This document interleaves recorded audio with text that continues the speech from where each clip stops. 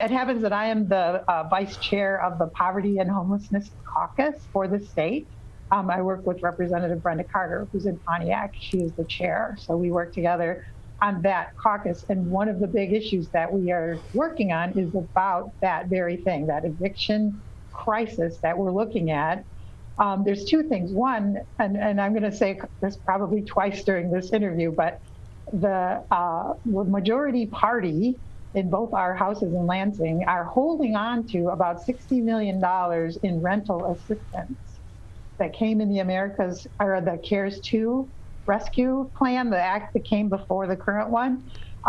They're holding on to that money, and we know, so the way that the federal government is trying to help with this problem is to give us rental assistance dollars. So the moratoriums are good, but as you know, that just stacks up the debt, right? Right. So, but the dollars can be used to pay the rent.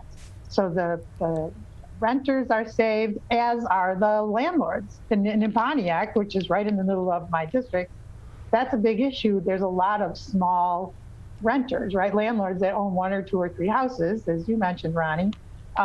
This would actually save them as well, right? So they actually get their rent money. So that's an important piece. 60 million doesn't cover everything that we're going to need in Michigan, but there is more rental assistance money coming in through the America's Rescue Plan. So the federal government is aware of this issue.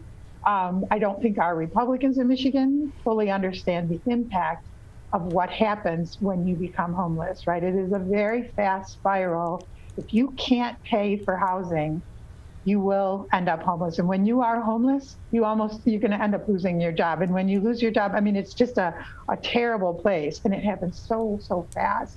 So we need to do everything we can to avoid that crisis.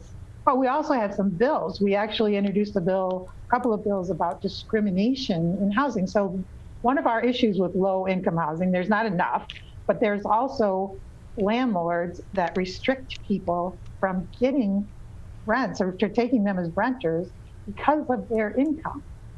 Because they'll say if your income is not at least, your rent is not anything more than 1/3 of your income, we won't take you.